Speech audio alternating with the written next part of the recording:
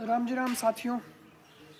भैया आज का तो सुविचार ही यही है कि दुनिया में सब एक दूसरे से जल रहे हैं, फिर भी पता नहीं ठंड क्यों बढ़ रही है।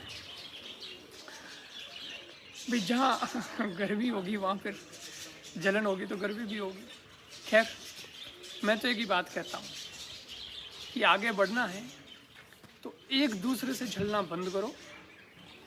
बल्कि भगवान बुद्ध की तरह उन्होंने कहा था अप दीपो भव, खुद का दीपक खुद बनो, यानी खुद से जलो। यानी आप ही अपने अंदर एक ऐसा दिया प्रकट करो। जलना तो वो भी होता है, वैसा जलोगे तो आगे बढ़ोगे।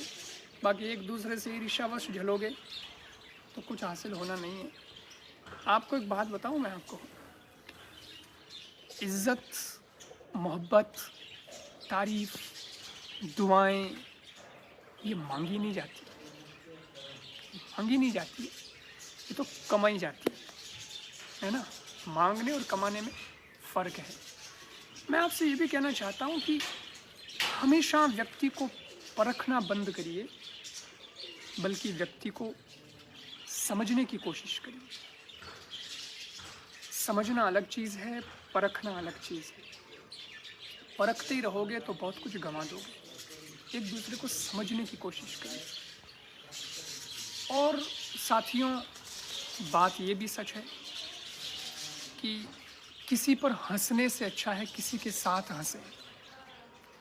हम मखौल उड़ाने में तो बड़े होशियार हैं, एक दूसरे की मखौल उड़ा देंगे, लेकिन किसी पर हंसने से अच्छा है किसी के साथ हंसो। बैठो, कोई विनोद कर लो, हास्य कर लो, उसमें बड़ा आनंद है। उसमें क्या है, खून भी बढ़ जाएगा, स्वास्थ्य भी ठीक रहेगा और सर्दी भी मेरे ख्याल से थोड़ी कम हो जाएगी। एक दूसरे के साथ बैठोगे, आनंद आएगा। तो बस ऐसा जीवन जिए। और एक और बात कह दूँ, जीवन के किसी मोड़ पर अगर फैसला लेना हो तो अपने दिल की सुनो।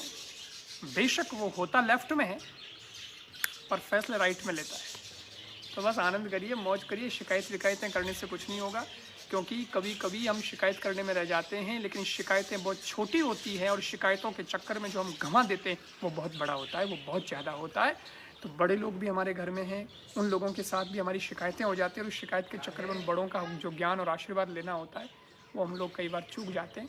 आनंद लीजिए, ज़िंदगी को सीखिए और समझिए और खुलकर जीने का प्रयास करें।